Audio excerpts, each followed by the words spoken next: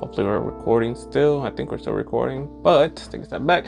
And what up? How you guys doing? My name is Nestor. Welcome back to another episode of Next Rate Tech. What we're gonna talk about today is essentially how you can potentially lower your phone bill. There's 5 things that I think about that probably could lower your phone bill. Without further ado, let's get started. So first on the list, this is probably one of the major things about lowering your phone bill is to kind of see what you're paying for. Example, most people have stuff on their bill they don't even know that they have. And you know, if you ever take a look at your bill, see what you're paying for. Most people don't realize they're paying for insurance still on the phone that's 3 years old. Cut it off. There's no point you paying $15, $16 for insurance if your phone's already paid off, and you can even use that money to get a replacement phone for your new phone. A second thing, if you're gonna keep insurance with a new device, for example, an iPhone, most times you're better off getting insurance through Apple versus your carrier, because through Apple you can get insurance for your phone month to month through them at a $4 cheaper discount typically than your actual provider when they're charging you $18, $16 a month for insurance. Apple still does cover loss and theft, so if you ever want loss and theft as well, Apple got your back. And also they cover, and if you just need just for damages, Apple has an option for damages. Most carriers, they offer you the whole basic package, but if you don't need the whole basic package, just go through their manufacturer. Maybe they have something that's a little cheaper for you month to month. Second thing is to lower your bill. Most people don't do this. You'd be surprised that people don't do this, is they don't have auto pay on their phone bills. Most companies generally offer auto pay for your phone just to have a certain payment on the plan. And if you still can't make the payment, you'll just call t-moible, at&t, Verizon, ask if you can do a payment arrangement. That way you can still get the auto pay discount sometimes, and also keep that discounted rate on the bill. That way you don't have to pay an extra $5 to $10 per line. You can reduce that $5, $10 that they're gonna charge you extra. Most people, you can use anything like a credit card, debit card, even a checking account if you don't think you're gonna be using it. Also, you can even just kind of leave it there and not forget about your phone bill. Most people delay their phone and now they're charged a late fee for an extra $5 to $10, or even a suspension fee just because they waited too long to pay their bill. Those suspension fees add up just because they're gonna have to reactivate every line, and reactivation on every line is about $20 per line. So let's say your phone gets suspended. Not only you have to pay on top of the phone bill, you also got to pay the reactivation fees or suspension fees of each line on the device. That includes from your mobile internet, any any phone lines voice lines that you're paying for month to month. So let's say you have 4 voice lines, 2 tablet lines, that's 6 lines in total. 6 times 20, you know, you're gonna be looking at a pretty high phone bill for that month just to get them reactivated. So do yourself a favor, please have some sort of payment on the account, even if it's something small.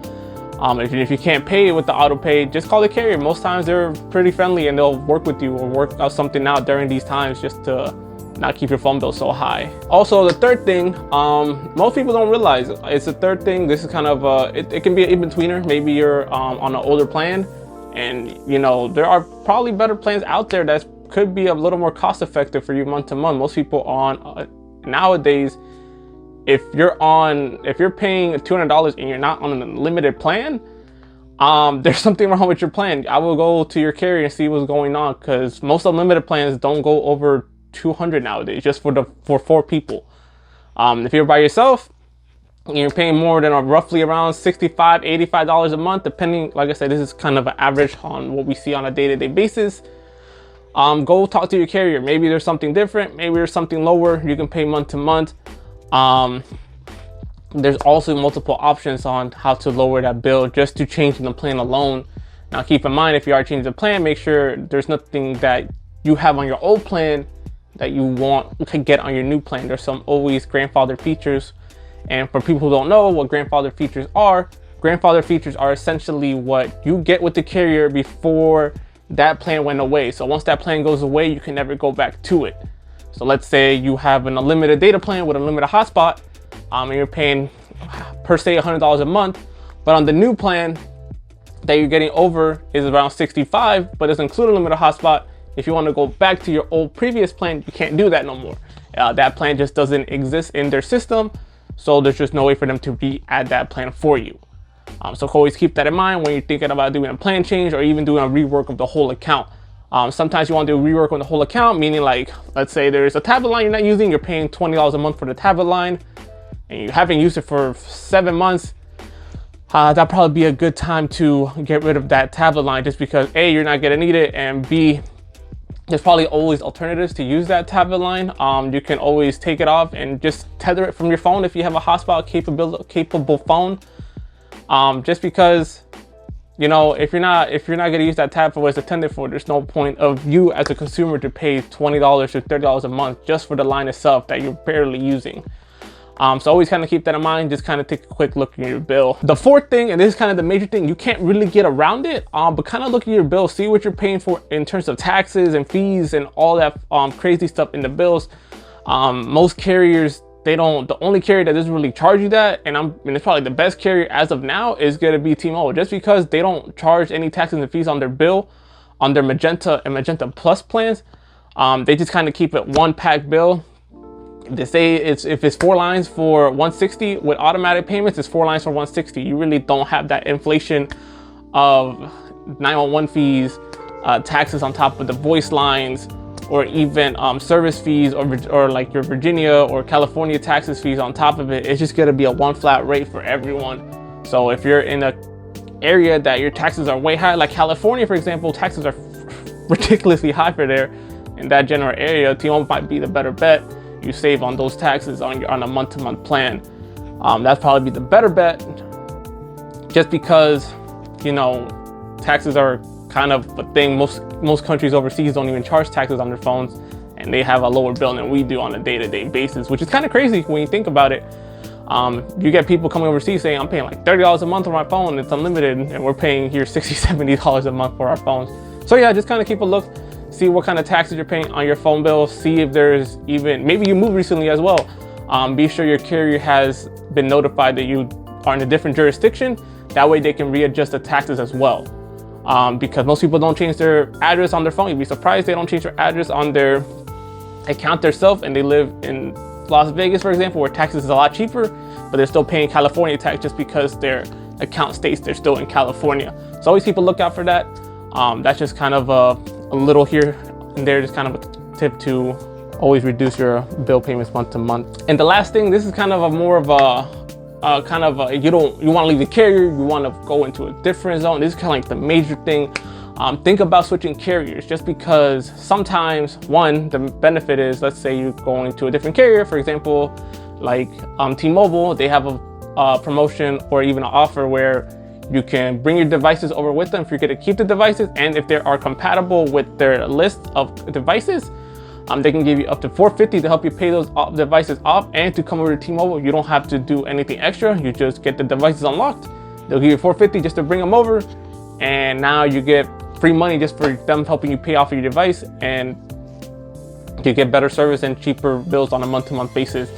Always think about kind of switching carriers, see what they have offers differently and what kind of plans they have differently as well. Just because maybe that carrier doesn't have great service, but you're paying a high month-to-month phone bill just for having that phone bill, which is kind of ridiculous. If you're not getting that great of a service, I believe that everyone should have service everywhere they go, just because we're in an age where we need our phones on a day-to-day, and to be somewhere without service is kind of tough, just because you never know what could happen, and last thing you need is your service not to be the greatest just because you're in an area that doesn't receive that type of service.